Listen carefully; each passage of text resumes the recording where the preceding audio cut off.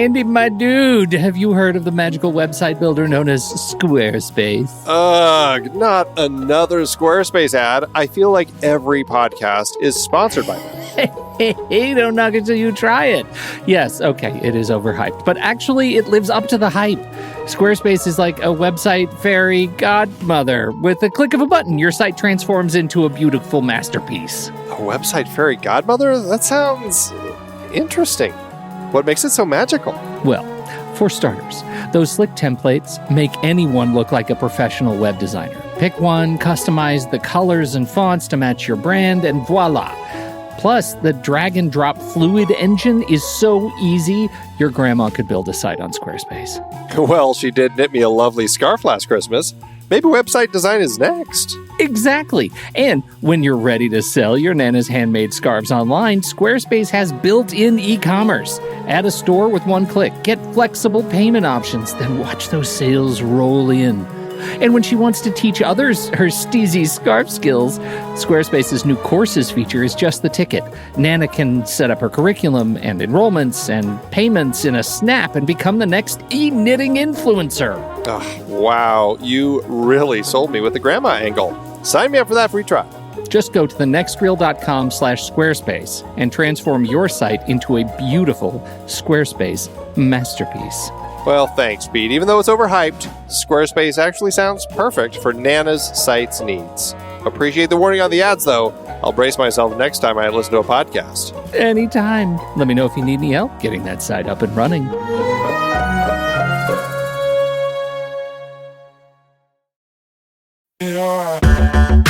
Andy, can you believe we've almost hit 700 episodes of The Next Reel?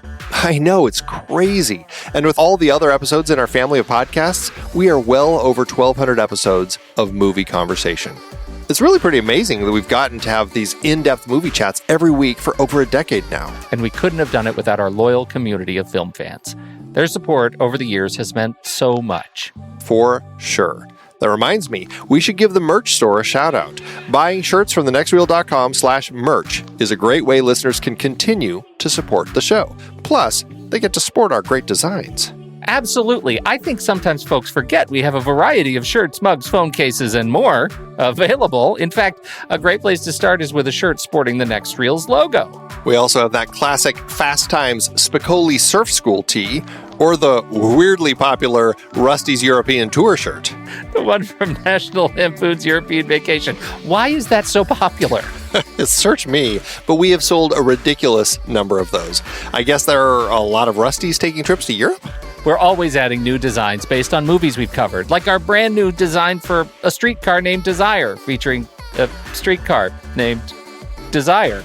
So if you want to rep your love of TNR and films, head to thenextreel.com/merch. Every purchase helps us continue to have these weekly in-depth conversations. So visit thenextreel.com/merch today. And as always, thanks for listening and being a part of the Next Reel community. We've got lots more great movie chats coming your way.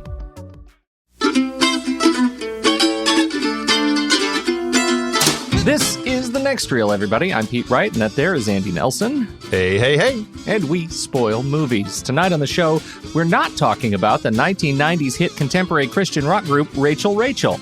But maybe we should be. At the 30th Annual Academy Awards. Joanne Woodward. I can only say I've been daydreaming about this since I was 9 years old.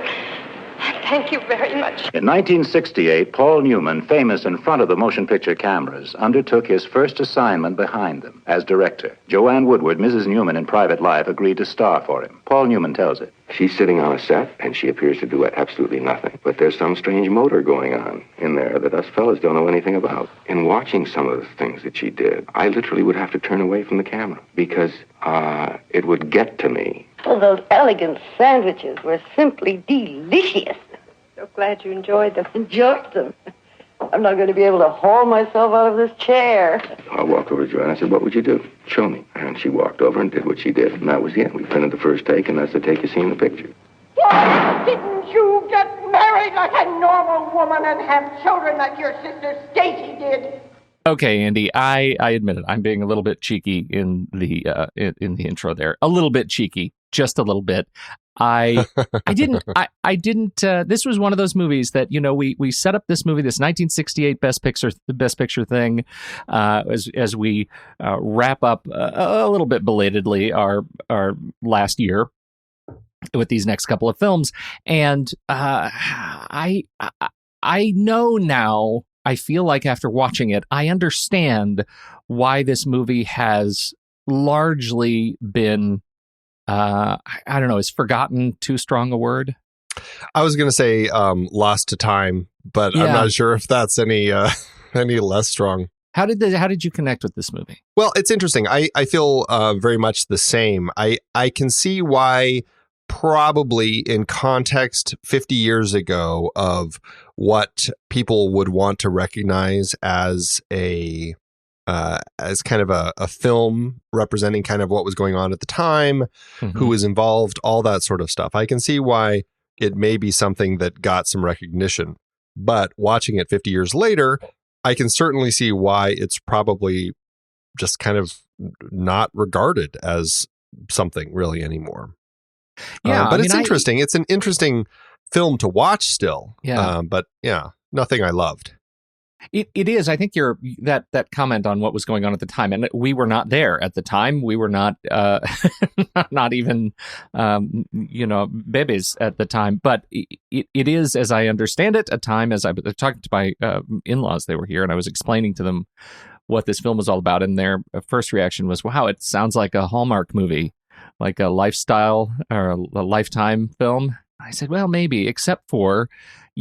There's this lesbian theme, and there's some sex to it, and certainly some trauma and grief, and maybe a dose of PTSD. And their response was, "Yeah, that sounds about right." 1968, that would be pushing some buttons, for, at least in their estimation, pushing some buttons for a lot of people. It would have been edgy. This movie would have been something that would have opened your eyes a little bit, and possibly. It is the way it handles some of these elements that I found really frustrating, that the movie didn't go what I would characterize as all in on a lot of these things. It's the way it pushed sort of those buttons that makes the movie a little bit dated conceptually, that it was great at the time and certainly highlights a fantastic performance by our lead actress, but it just doesn't hold up to the stuff we're watching today. To me, there were elements of it that brought back the Frank Sinatra film, The Detective, that we talked about, where I felt like for the time it was pushing on some issues that were pretty interesting, and it was nice to see a film kind of digging into some of the more interesting issues of the time. But maybe it's not quite as strong. I would say I think this film may be a little better than The Detective. I don't know. I'm a little torn on that. This is a really interesting character piece. It wasn't anything that really kind of knocked my socks off, though. But I can see why, for somebody like Paul Newman, who had a pretty strong career by this point. I mean, he had been acting since the early 50s, and this is his first hand at directing, coming off of Cool Hand Luke, which he had just acted in the year before, which was quite a hit and a big thing for him. And now, and I think this would be another thing that kind of makes it stand out as not necessarily something that would be left to just Hallmark Channel or Lifetime. The fact that it has it's a prestige director piece. It's an actor trying to direct for the first time. And to that end, there's a little bit of that prestige element that goes along with it. And I think that does elevate a little bit. And I think, honestly, that's probably one of the things that gave it a little bit more of the popularity at the time. The fact that Paul Newman was involved and he was directing his wife. I think that really helps, because otherwise it feels very independent. Even with Paul Newman directing, it still feels like an indie production. So, some of the way that the storytelling was kind of jumping through time, and some of the camera styles, there were elements in it that felt a little more rough edged. And I think there's something of the 60s to that. But also, I think this is the sort of film that does still get made today, even outside of Lifetime and Hallmark, but that is done in more of the independent world. And it reminded me actually a lot of some of the little indie movies that get recognized for Best Picture or Best Actor or Best Actress, because they're kind of these little character films that stand out because of the central performances. I'm really, I couldn't help but think about Kelly Reichardt as sort of the spiritual inheritor of some of the messages in this film and some of the stylistic choices in this film. And so when you talk about it being kind of an indie thing, that's exactly what I feel like. I mean, this could have been just as easily, Michelle Williams or Laura Dern in this Sure. in this role. And so in that regard, I found it really interesting. And I think as a the challenges that I have are not necessarily with Paul Newman, and maybe what I didn't connect with was just on a story level, but I found the actual narrative unfulfilling, and I know that there are any number of reasons that I don't connect with this particular woman, that I am not this particular woman, that I don't have these same sorts of issues, and I just found so little to relate with to her, but it is a competent film. Right, it is a competent director's film. It feels like something that there was nothing that jumped out at me in here that says, "Oh, Paul Newman should not be directing things," and there, that I think Joanne Woodward was. I really enjoyed watching her work, even when she is in her most sort of subdued state. I found her deeply magnetically interesting to watch on screen, and some of the choices that she made, particularly when her mother is yelling at her at the end through the closed door, why couldn't you just have gotten married? And the way she uses her body, Woodward. I mean, I just felt like it was very interesting, and yet I still walk away from this film unfulfilled. Interesting. I would say I felt pretty fulfilled by the end of this film. I still wouldn't say that I loved it, but for me, I thought they did a really great job of kind of weaving this story about this character that, I largely can't relate to her and her life experience. But what I really appreciated about the film is how well I thought Newman did, along with the screenplay and Joanne Woodward, at getting me into her head. I really, really enjoyed just kind of the way that we had some really interesting storytelling styles, as far as kind of with the kind of the little delusional moments in her head of like freaking out about her slip showing, or kind of those imagined moments that we had of where she's making out with the principal, and things like that I found really interesting. I loved the way they helped me really connect with her, kind of the voiceover, everything. I mean, it was a really fascinating way to tell this story, and I really appreciated everything that they did. And for me, I thought all of that worked exceptionally. And to that end, I can see why Paul Newman wanted to do this, and with his wife, and give her this chance to do this, what I thought was kind of a standout actress performance. I was really just kind of just taken by the powerhouse performance at the center of the film here. And again, it's not a film I loved, but I found it to be a really interesting character piece, and I did connect with it quite a bit. You dropped a lot of things in there for me to respond to, Andy. That's not fair.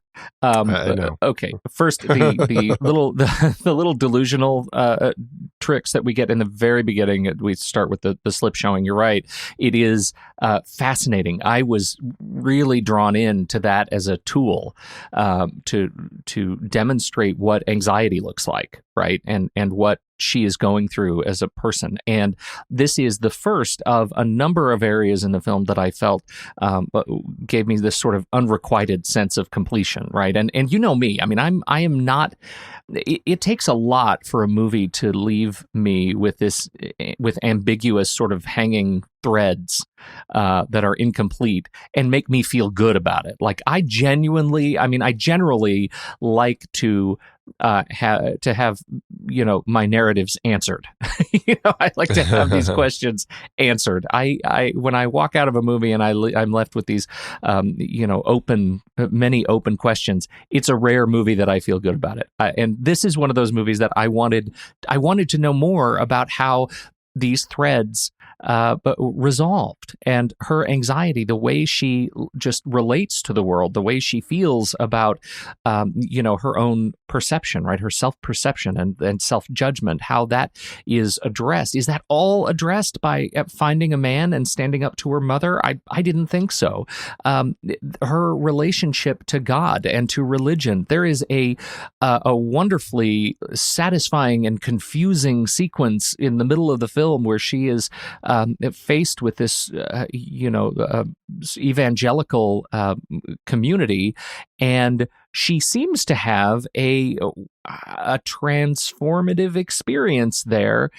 And that's all gone, right? It's all gone, and she withdraws from that. She then is confronted by her dearest friend, approaching her maybe as a lesbian, maybe as a somebody who's just overwhelmed by the emotion of the religious experience. It happens immediately before it.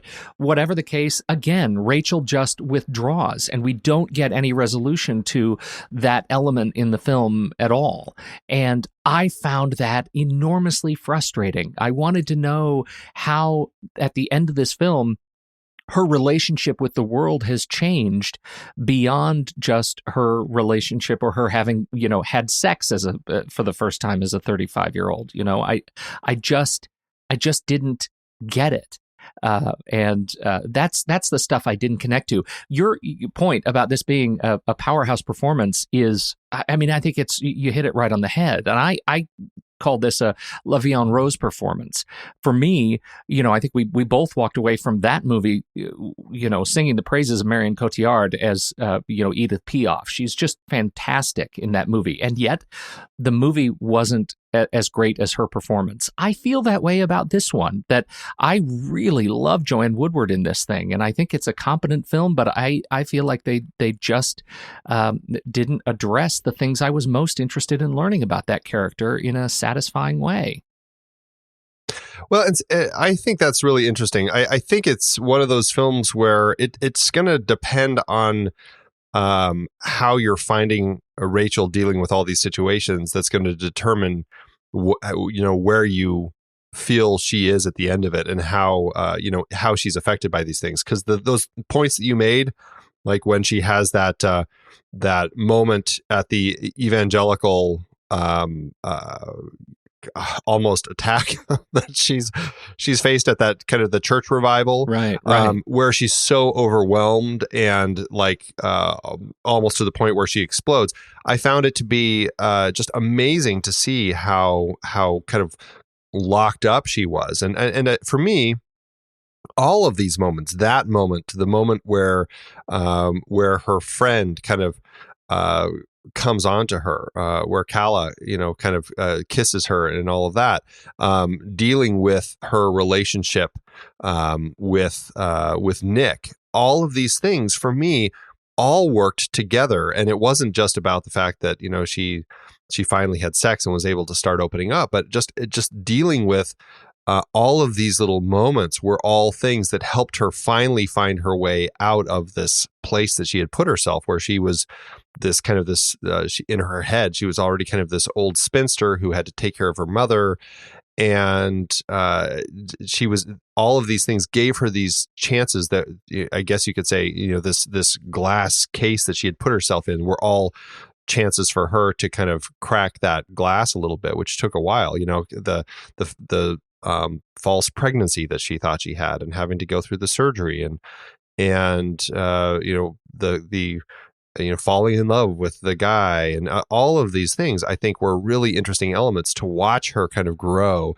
And so for me, it ended up working a lot better because, I don't know, I just found it interesting to see how all of those things, how she, kind of was taken by those moments and kept trying to close herself off, only to find her way through it. I loved it. I mean, I didn't love the film, but I loved that element of her character's growth.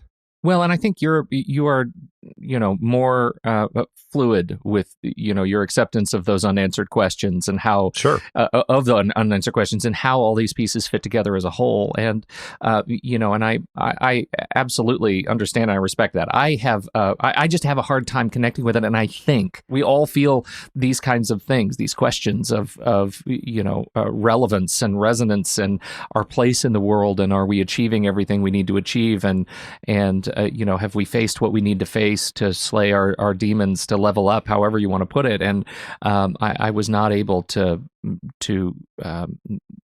see anything sort of unique or stand out in Rachel's story, in spite of a great performance. The ending, can we talk about the ending? Because I think the ending is and I'm talking about the absolute ending, like the credit roll ending, because that is the icing on the cake of ambiguity in this regard to me, and I had real trouble with it. We're talking about, this, what may be a vision, it may be a dream, it may be some sort of a state of wonderment. But the end of the film, she makes her way to Oregon. Her mother has decided to come along, and she talks about this vision of her and her children, or her child. And we see what I think is her with a child, but it may be a younger version of her mother with her as a child. I'm not sure. How did you read that? Well, and that goes to a lot of the elements of the film, because we kind of cut into those shots from seeing her looking out the bus windows, right? Right, with her mother on the bus. Yeah, and so it makes it ambiguous, because we have seen these moments where she's imagining things, like I mentioned, where she's kissing the principal, or there's that kid, that lonely boy that she kind of she in her class, and she takes him home, and then there's a scene where she's rocking her baby. All these imagined things, because the movie continuously puts us into her head. And then at the end, is it reality? Is this later? Does she finally get to Oregon, meet somebody, and have a kid? And is this her with her kid? Or is it just something that she's imagining again? I don't know, but I really kind of liked that they left it ambiguous. I thought that was a really interesting element that we get here, because I think that's one thing that we see quite a bit with Rachel. Is this is a person who is always imagining these better situations for herself, these happier things, these bits where she's kind of taking action and a part of something that's making her big and happy and everything. And I really liked how it gave us that, but at the same time, we have now seen her kind of go through that change where she has made this decision to go off to Oregon. So it is possible to actually read this as this might be her in the future. I thought that was actually a nice way to kind of play it. I liked it quite a bit. I knew you'd say that, and it made me crazy. It was tough. It was tough, and I was frustrated, and I watched to the very, very end and the final copyright screen, because I wanted there to be like a post-credit sequence or something. Like I needed that, and there was not. It just, even her in the challah restaurant with the rest of the Avengers, something. Well, also, I think that it's something that does also mark the time. This was the late 60s. There was a lot of change going on in the country, and there was a lot of discomfort and people trying to figure things out with the way that things were shifting within the country and within themselves and their own beliefs and everything. And so I think to that end, there is an interesting element that does reflect a little bit of kind of that ambiguity of the time that I think might have been something that also resonated more with people in 1968 that made this stand out that much more.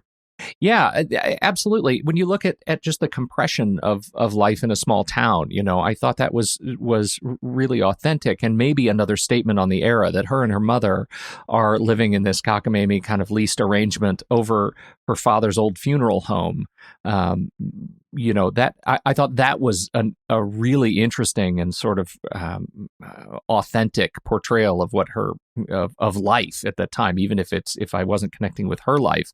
I really liked that. I liked that whole idea, and I really liked the character of the new young funeral director. I thought he was great, and I wanted more of him after they shared their night together, drinking and talking in the funeral home. I thought that was really great, and I was excited to see him. And yet it was another one where he just sort of dropped off the radar afterwards. It's another one of those little slice of life stories that kind of left me wanting more. Well, I think what that did for me, which I think I found through a lot of the interactions with Rachel and the different people in her life, is that yes, it was a great moment. I did like that moment where they're sitting and chatting, but it gave us kind of just, it was really all about Rachel, and so to that end, I wasn't really concerned that we didn't see him come back into the story, just like the stuff with the church. I think that all of those little moments just helped us find different ways to kind of shape Rachel and her place in the world. So to that end, that didn't bug me too much. So let's talk a little bit more about Paul Newman as a director. What stands out to you in terms of his performance behind the camera? I can see why he would gravitate to making this as his first film. It was a small character piece, nothing too complicated. So to that end, it's probably easier for a first-time director to handle something.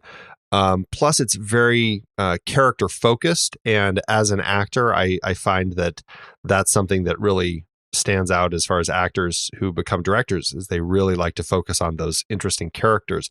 And obviously a really strong female character that he can cast with his wife, I think makes perfect sense.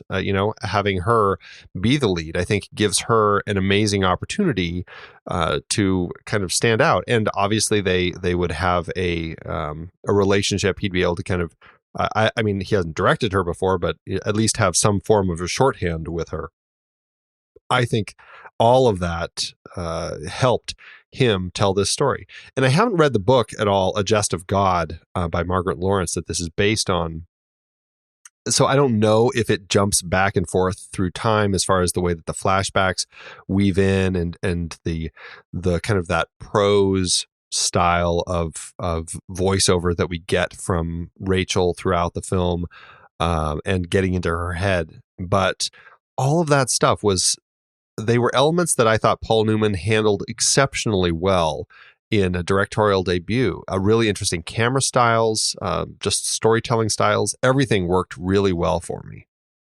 We have talked about Stuart Stern, the screenwriter, before, who did the adaptation of this, as you mentioned, Margaret Lawrence's Jest of God. He is the pen behind Rebel Without a Cause, one of the credited writers behind that film. It's actually, there's an interesting parallel between these two stories, that one in 1955 and this one here, 13 years later. When you talk about sort of small stories, these character stories, these stories about transformation, about people who are coming to terms with their inner demons and, these sort of internalized feelings that are not expressed publicly, and how they sort of bubble up. What's your take on the screenplay? Yeah, I agree. I think that that's an element that does stand out a bit with probably why Stern chose to adapt it. I think that he seems like the type of writer who probably would work well with this sort of story. And even if you look at some of the other scripts that he's written, they feel very much kind of about a particular character and kind of just what they're dealing with. So I think that it made for an interesting opportunity for him to jump into another really interesting character piece. Now, as we've already talked about Woodward herself, I think she's fantastic. She's seriously great performance here. And that's funny. That's me just reading your words from the notes. Yes, she's seriously great. I really like her. I adore her. And have you seen Joanne Woodward in much else? I don't feel like I have. What do you know of what else she has done? She had won an Oscar 10 years before for The Three Faces of Eve. Oh, and right. She was nominated here and in Summer Wishes, Winter Dreams 5 years later, and then in Mr. and Mrs. Bridge, which she did with Newman in 1990. I feel like, I mean, looking at her filmography, I she'd done a lot of TV and stuff. She had small parts, like she was in Philadelphia. She did the narration in The Age of Innocence. She did a good number of movies actually with that her husband directed. But otherwise, I don't feel like I've actually seen her in anything else. I feel like I've missed all of her big performances that she's done throughout her career. So now I actually do want to jump back and watch some films like The Three Faces of Eve, like The Long Hot Summer, which I think that may be actually where she met her husband. And just look at some other things that she's done so I can get a sense of her more, because I really enjoyed watching her here. I felt like she just had an amazing presence on screen as this mousy little character. I thought she was really compelling. Well, I agree with you, and I think she's a strong candidate for a future, series, right? Like, let's look at some of those performances that have been missed in our catalog, because as I look at her list, I'm like you. I've seen her in a lot of stuff, but I haven't really seen her. I've seen her in Philadelphia. I couldn't tell you what she was doing there. Right. Yeah, I couldn't either. Seen her in a lot of that kind of stuff. So I'm very interested to see her in some other stuff. What about the good Nick Kaslik, who is played by James Olsen? One of those faces that I didn't realize that I recognized because he was in the Andromeda Strain. Yeah. But I think that speaks to kind of the screen presence that he has, where he just seems like an interesting character and doesn't seem like an actor. That's kind of how I came to him. I was like, I really liked him as this character, Nick. And it was interesting because he's done it in such a way, both here and in the Andromeda Strain, where it just doesn't even seem like there's an actor there. It just seems like that person. Right. And maybe you can say that about some of the best supporting actors. They just seem like the character they're playing. And he certainly felt that way to me. I thought he was really interesting as this character who ended up kind of dealing with this situation of this kind of spinster woman falling for him that, he was really just there to have a summer fling with. He was in Commando, Major General Franklin Kirby.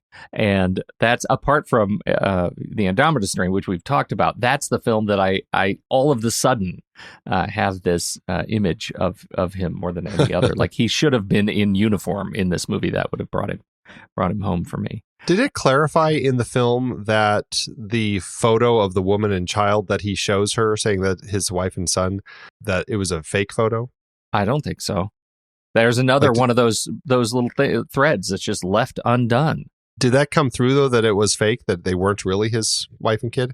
In fact, I didn't even see the mother. Like, I saw that kid and I thought, well, maybe that was his twin. Like, he just carried around a picture of his twin in his wallet. Like, I didn't catch that it was related until I started reading up on it. But I don't know. Well, I got that it was his wife and kid, and that he's just like, it was that whole thing, I've got a family. I can't do anything with you. But I missed the point that, because maybe I just wasn't paying attention, but I guess when she's later talking to his mom after he's gone back, he's not married. And I feel like I missed that point, and that whole thing was just kind of his way of coming up with an excuse to get out of the relationship, kind of the relationship that Rachel was so desperately clinging to. I mean, I really enjoyed that whole relationship. I thought it was interesting the way that it turned into this thing for her. And I think when it's a first sexual experience, I think it's easy for a person to kind of fall into that. You fall into that whole delusion of happy life together and everything. So yeah, I mean, I appreciated that, and I thought he did a great job with it. It's funny. I was thinking about Up in the Air just now, right? And that relationship, that same sort of emotional intention behind the relationship that Clooney has and develops with his fellow, traveling sales or lobbyist partner. Definitely. Or buddy. And then we see that completely, torn asunder because of her family. And I'm with you. I like that. And I like it better as, it turns out he's a scoundrel. And it's not just a wandering sort of another wandering scene, a wandering thread that we don't get to resolve. Like it turns out he's just a bad guy, and that's okay. Well, and I didn't even really read it like he was a bad guy. I thought, I feel like he's kind of making it clear, like, he's not really in it for anything, any sort of relationship. I didn't think he was going into it like, let's fall in love. It's more of a case of just really, really bad timing and experience that it's not, right. it is not his fault that she is as inexperienced in relationships as she is. Right. So Estelle Parsons as Kalamaki. I love Estelle Parsons in this role. I think she is funny and giddy, and I adored her. I wanted more of her. She is just great. And I think that she's one of those actresses that, again, I don't feel like I've seen her in many films. Bonnie and Clyde for sure, where, she won an actress, Best Supporting Actress Oscar for that. And then right off of that, coming into this, I mean, she's just brilliant. I saw her in Dick Tracy. Don't remember her at all in that film. I think largely I probably remember her more from TV, like she was in Roseanne. I think that's mostly where I probably remember her. I know she was in stuff like, All in the Family back in the day, stuff like that. A lot of TV stuff, but she's an actress who really stands out. And this film, this performance gave her a lot to do, and I found her incredibly compelling. And her performance and just that whole struggle of emotions that she goes through after she kisses Rachel and then kind of backpedals and tries to figure that whole thing out, regardless of whether she's a lesbian or was she just overtaken by the emotion from that religious experience, as you mentioned earlier, or what. I don't know what it is. The film never clarifies it. It leaves it ambiguous.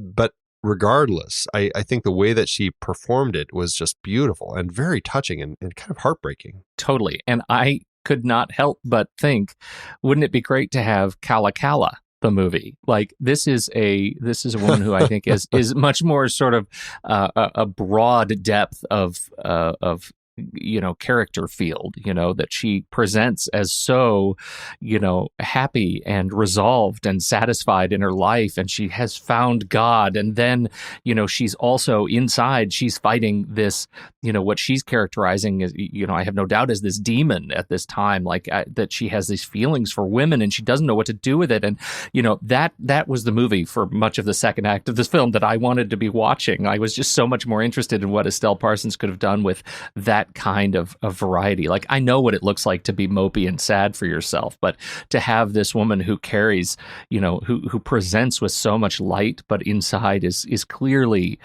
struggling with her own demons, as presented by how she relates to Rachel. I thought that is fascinating. Let's talk about her. And so that's, it's another one of those things. I just, and I think it's an interesting struggle when you present a secondary character that can offer too much, right, for the story. Like they can outshine the story that you want people to hear. And I think that is the risk with a character like Kala and a performer like Estelle Parsons. I think she for me, she was too much. She was luring me off into new directions. So I can't argue with your point. I think that would make for a really interesting story. Of course, Donald Moffat as a brief performance as Niall Cameron, Rachel's flashback dad, standing there barking like some sort of junkyard dog. His first credited feature film role. And it's really sad because he just passed away. It was like I had watched this, I think, just a couple days before he passed away. So it was kind of it was kind of sad to have all that kind of hit right at the same moment. We've talked about him, I think, only once, right? I mean, we talked about him in The Thing. Well, I think we reference him all the time because of that junkyard dog speech. That he does so well in Clear and Present Danger. But yeah, I do believe that the only time we've talked about him was in The Thing. We might be talking about him again. He's Lyndon B. Johnson and the Right Stuff. That's a movie that has snuck into a number of conversations that we've had over the last couple of years, and so I know that's in the back of my head. Anybody else stand out at you in terms of performance? I know there is one in particular that we absolutely need to highlight, and I want to let you do that because I didn't catch it. Well, first, Kate Harington as her mom. I really it wasn't a big role, but I did appreciate what she was doing there.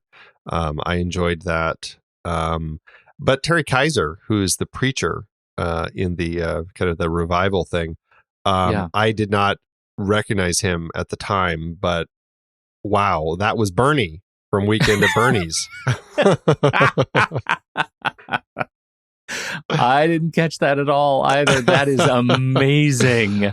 Well, what's weird is I didn't look him up after I watched this, but I happened to go to the gym a few days later, and weirdly enough, Weekend at Bernie's was what they had on their loop. They'll always play something that's just an endless loop. And I was like, why am I watching Weekend at Bernie's? Why is that the thing that they're playing right now? I had no idea. So I watched the end of it, and I saw his name pop up, and I'm like, whatever happened to that guy? And I was looking through his credits. I'm like, wait a minute, what? I just missed him and Rachel. Crazy. So funny. It is amazing. It's just amazing. He's got a lot of credits, a lot of TV since Weekend at Bernie's. I didn't realize he was the guy in Manimal, which is another show I loved in the 80s. Yeah, he's been around for a long, long time. That's really great. And it is a reason. It is one strong reason to watch this movie again. Just that scene. Right. To see if you can pick him up. He was great as the preacher. That was a fun role. That was definitely kind of a meaty role for somebody to jump into. We talked about some of the interesting things going on with the camera and some of the choices they made around how they actually shot this and presented this thing. What do you want to highlight there? This cinematographer, Gain Rescher, I did not recognize the name at all, but cinematography on Star Trek 2. So obviously, we had talked about him before. So that's just one of those things that I totally missed, and that was his last credit. Other than that, I haven't seen. Well, I guess I saw A Face in the Crowd, but just these 3 movies. Those are the only 3 of his 17 film credits. I think that the cinematography works really well for the film. It helps with the storytelling. It helps. We stay close to Rachel. We really get into her head. There's some great moments where we have really narrow depth of field that kind of helps with that. Likewise, some just intensely close camera shots that sometimes it comes into the point where it goes out of focus. It works so well in context of the story that they're doing here. So I think largely, I don't know if that was completely coming from Newman or in collaboration with Gain, but I think the two of them really found a way to tell the story well. It has that feeling of, to me, of a TV movie until we get into the the flashback stuff, right? The way he handles the some of the more interesting kind of dynamic beats of her anxiety and her sort of internal experience of the world, which I thought was really interesting.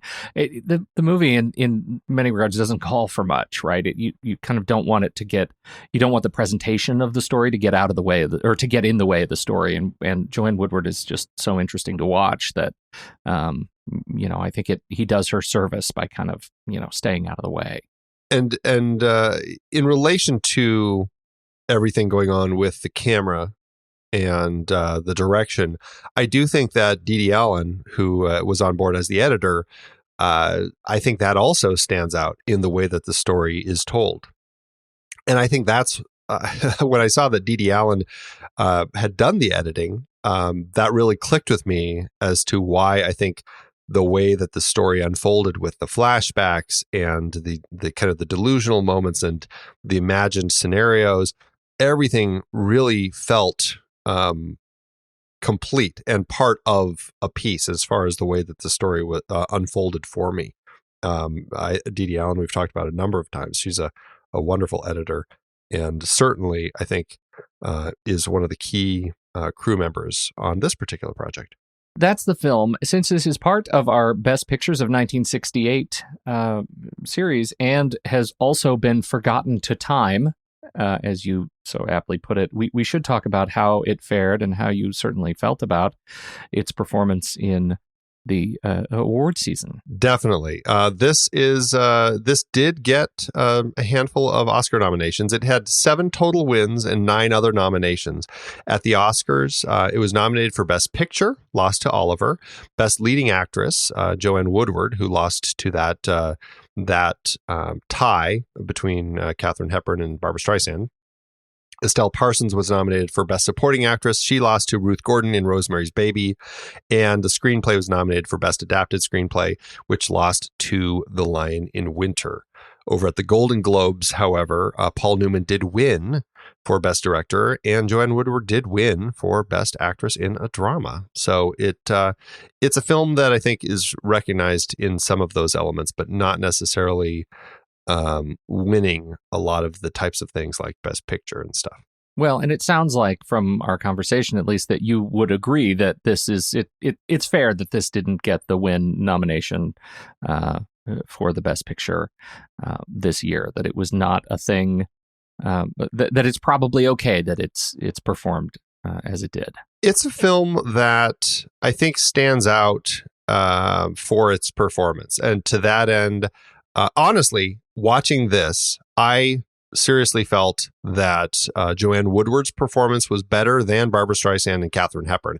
I would absolutely have given her an Oscar for what she did here over either of those two. I mean, I thought Katharine Hepburn was great, but in the performance of The Lion in Winter, I think that it still is a standout performance to see what Joanne Woodward was doing here. And, Barbra Streisand was Barbra Streisand. I didn't think it was that mind-blowing of a performance. I thought she was fine, but I would definitely have picked Joanne Woodward of those three to win the award here.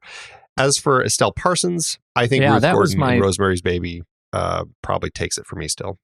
That was my goodness, yes. And it's been a long time since I've seen Rosemary's Baby, so I probably should watch it again before I say anything. But I just was really taken by Estelle Parsons' performance, and I think, if there's anything, I agree with you about Joanne Woodward, by the way. I think, she absolutely should have taken it for leading actress, even though I didn't like the movie all that much. I think this is a great example of where, the performance merits more attention than the film. Well, it's like you said with Marion Cotillard. I mean, she did walk away with an Oscar for her performance. Absolutely. Case in point. Yeah. Just a couple things. An actress that we did not mention, Nell Potts, played Rachel as a young girl in the flashbacks, and that was actually Joanne Woodward and Paul Newman's daughter. Well, it's a family affair, Andy. It's a when family you're Paul affair. Newman, bring them all. Yeah. A couple other things. Apparently Paul Newman asked Jim Morrison, of all people, to write a song for the movie, but I guess it didn't end up working out. I would really love to see what that was. That would have been a really interesting song to play out. So, I guess that's it. I guess that was all my notes. I thought I had one more, but I really don't. Well, you do, because that is, Andy, to answer the question, the one question, the biggest question of the hour. How did it do at the box office? Newman's little movie had a budget of $780,000, which is about $5.4 million in today's dollars. I would argue that that's a pretty hefty budget for a small character piece that feels like an indie film. But again, with some big names attached, I think that's why the budget is what it is. The movie was released August 26th, 1968, the only new release that weekend. Now, here it gets a little tricky to sort out how much money it made. Variety reported in their big rental films of 1968 article that it made $3 million in rentals, which is a rental accruing to distributors. Now, the suggestion is that rental income constitutes approximately half of the box office gross, with the other half going to the distributor. It's a conservative estimate. Some people say it's a third, but we're going to stick with the conservative estimate for now. And that would mean the film made around $6 million at the box office, which is about $41.5 million in today's dollars. All that being said, Rachel ends up with an adjusted profit per finished minute of about $357,000. How do you think a movie like this would have fared if it was released, today, as we speak? This is its opening day, Rachel. It's the sort of film that is very much, the distributor is going to be very careful with its release date. This is the sort of film that is going to get a limited release first, and certainly released at a time where they're going to be pushing for award nominations. So I would see it as a November, December limited push, maybe one that only gets, New York, LA release and then is released in the spring. Just to kind of be considered for award nominations, because absolutely that's the sort of release it's going to be.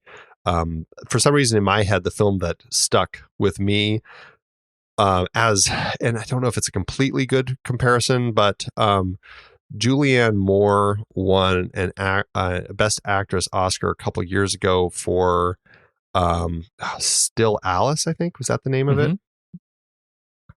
Where she was dealing with Alzheimer's. Right.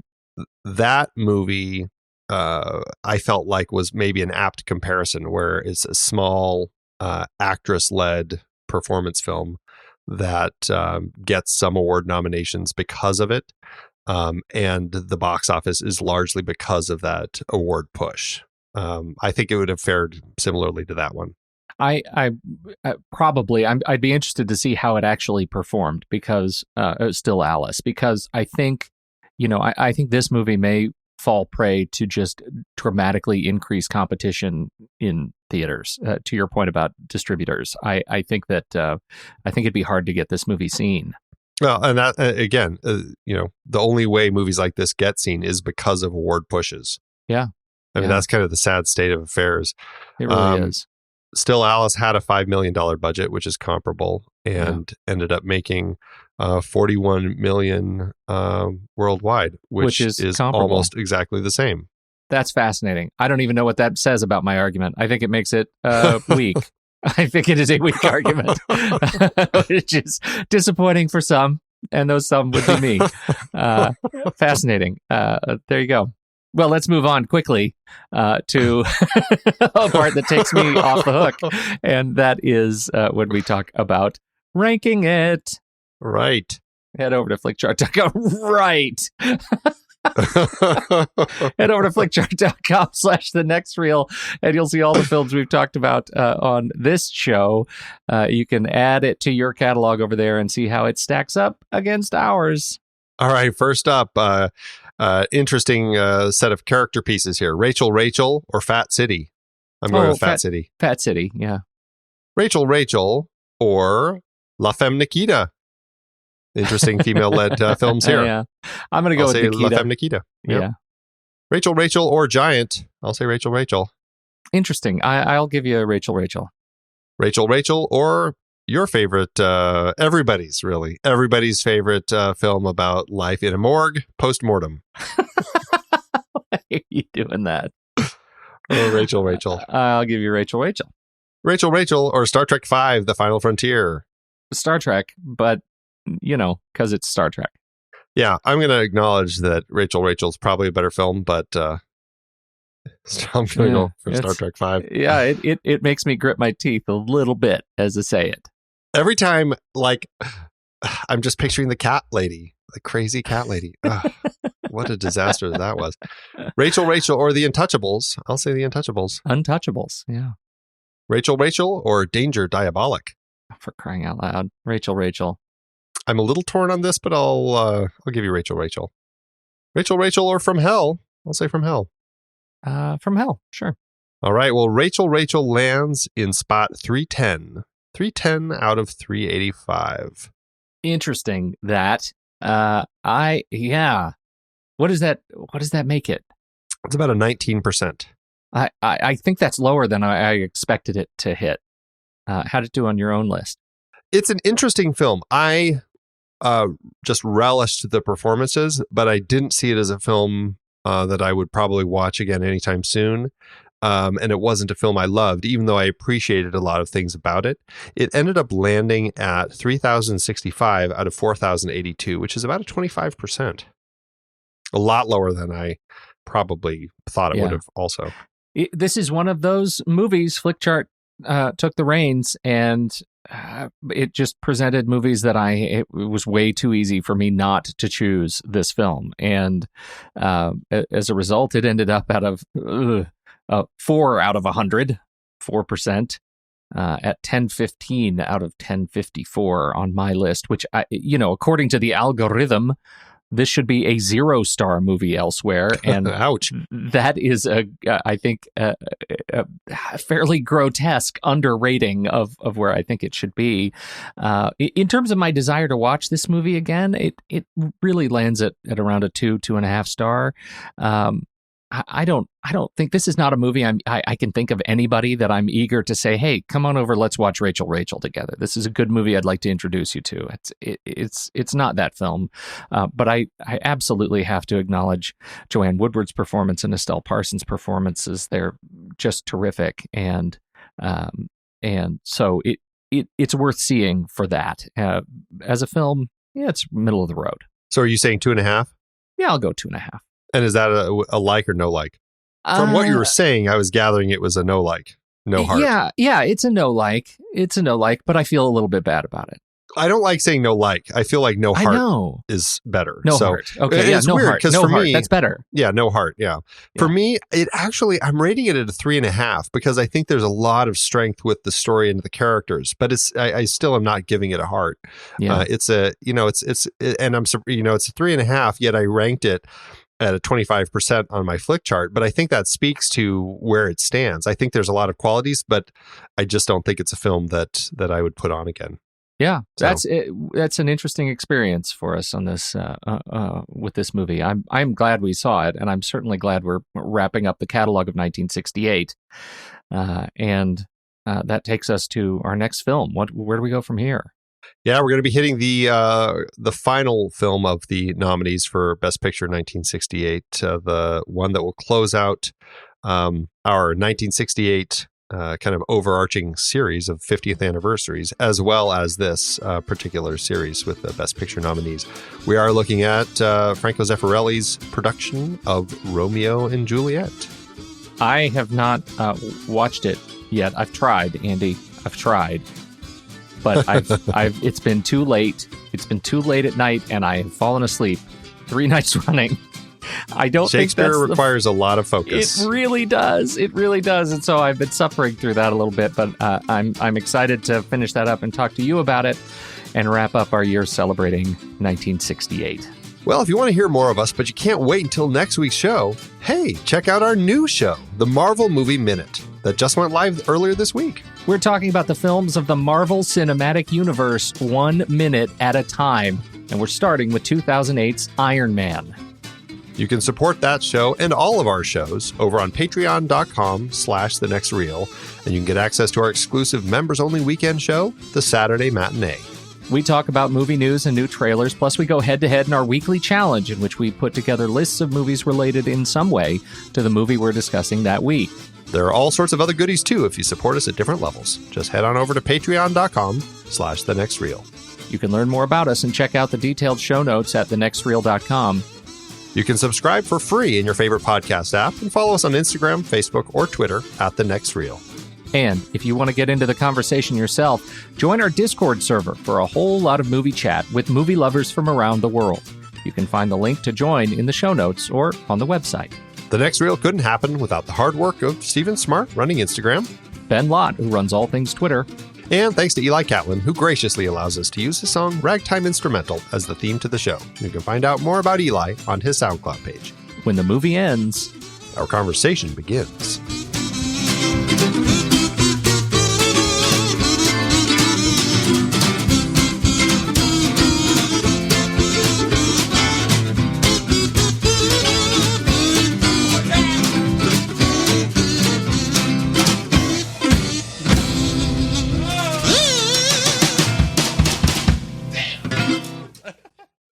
Amazon giveth, Andy. As Amazon always doeth. You know, there aren't a lot of reviews for this movie. Only 37 total reviews that I can see on Amazon.com, but we got a couple that had some things to say. We did find some. Yes, we did. I'll you want me to kick it off? Yeah, sure. Go ahead. The good Edie wrote in Hot Toasty Rag, July 10th, 2017. Edie Nolan wrote her own review of this film. She calls it one of my worst movies. Sorry, Paul Newman. I couldn't stand this movie. Newman directed his wife Joanne Woodward in the title role, and he repeatedly praised her acting, saying it was at times difficult to watch because it was so real. It was hard for me to watch as well, but not for that reason. Rachel is about a spinster who lives with her demanding mother. Rachel's never been with a man, and she's terribly depressed at how her life has turned out. While she usually sees her mother as an excuse to stay stuck, when a man shows interest in her, she actually agrees. Is she feeling her ticking clock? Is her sanity about to snap, so she's not thinking clearly? Whatever the reason for her unusual behavior, I didn't quite understand it. In any case, she's a very depressive and strange person. I didn't like her, I wasn't rooting for her, and I can only imagine how frustrated a modern feminist would be with this story. Why couldn't this woman find any other aspect of her life to improve? I tried hard to appreciate Woodward's performance despite my intense dislike of her character. The more I tried, the more I couldn't stand her. Since I hardly think that this was the intention of the film, I'm not going to recommend this one, unless you're looking for a new favorite worst movie. Well, it's a new favorite of some sort. Ouch. Yeah. Yowza. Wow. Mm-hmm. Uh-huh. Well said, Edie. Yes, indeed. Well, I've got a 1 star by SET who says simply, don't. I love to see Joanne Woodward act, but this movie was not well written. A single woman living with her mother, both are lonely, getting on each other's nerves, and living in a small, depressed town. There are many inappropriate areas to this movie. Rated R. Didn't remember seeing that at the time of the reviewing. I threw it in the trash. Wow. Take that, Paul Take that, Newman. Movie. How dare you, movie. Thanks, Amazon.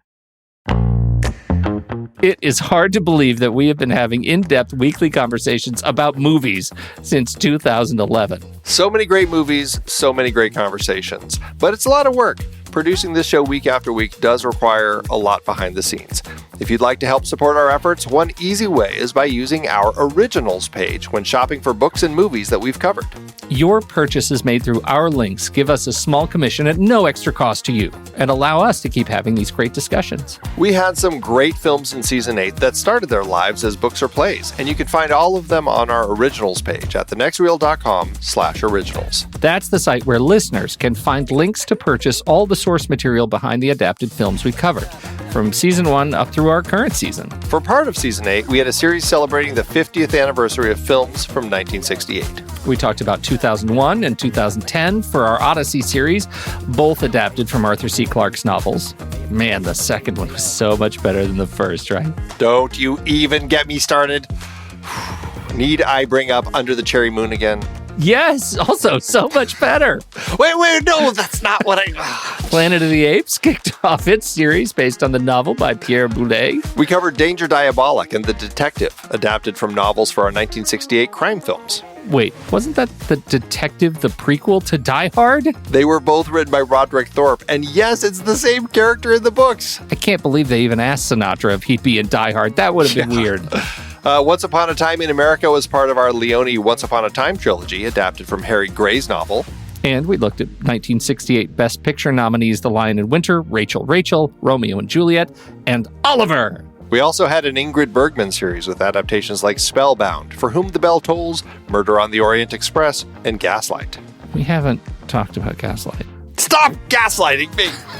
Dive deeper into these books and more adapted films at thenextreel.com/originals. Every purchase supports the podcast. Get the full list of adaptations that we've covered on all the Next Reel family of podcasts and start your next read today at thenextreel.com/originals.